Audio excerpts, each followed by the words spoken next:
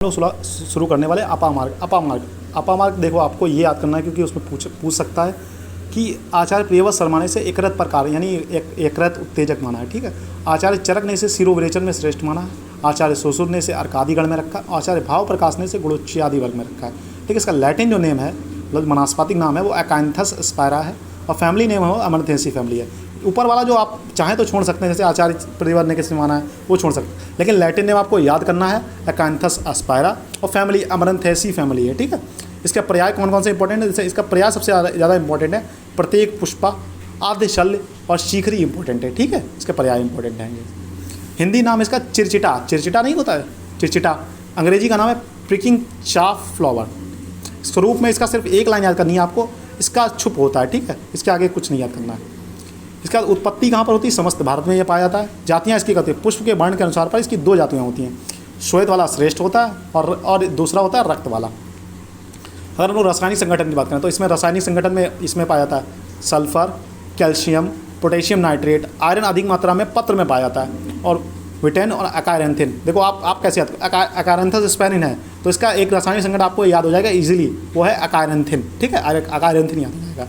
तो इसका रसपंचक क्या है, रसपंचक रस इसका क्या है, कटु और तिक्त है। और गुण है लघु, रुक्ष, तीक्ष्ण है। वीर जो है वो उष्ण है। विपाक जो है वो कटु है। और दोष कर मतलब कौन कौन से दोष से शांत करता है, कफ वात शामक है।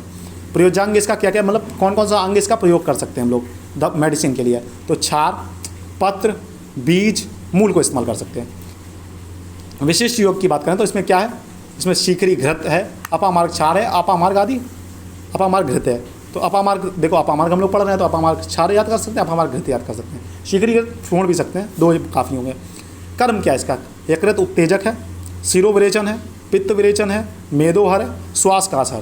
देखो अधिकतर हम लोग पढ़ेंगे वो श्वास कास हर, तो श्वास कास हर आप रट लीजिए क्योंकि ये बहुत सारे में काम आने वाला है। ठीक है। मैं प्रिफर करूँगा श्वास कास आप रट लीजिए। और मेदोहर है, शिरोविरेचन है। आमयिक प्रयोग बताएं, आमयिक प्रयोग अगर बताएं किस किस बीमारियों में इस्तेमाल किया जाता है। ठीक है। यकृत एवं प्लीहा रोगों में इस्तेमाल किया जाता है, ऊर्ध्व जतुगत रोगों में के नस्य रूप में इस्तेमाल करते हैं। जैसे अगर ऊपर कोई मतलब जुकाम मतलब कैसा हुआ कि मतलब जुकाम हो गया, राइनाइटिस वाली कंडीशन आ गई, तो इसका क्या इस्तेमाल करते हैं हम लोग, नस्य के रूप में इस्तेमाल करते हैं। जीर्ण कफ विकारों में अपामार्ग क्षार का प्रयोग करते हैं। बहुत ज़्यादा मतलब सीवियर अगर कफ हो रहा है तो हम लोग क्या इस्तेमाल करते हैं, अपामार्ग क्षार का इस्तेमाल करते हैं।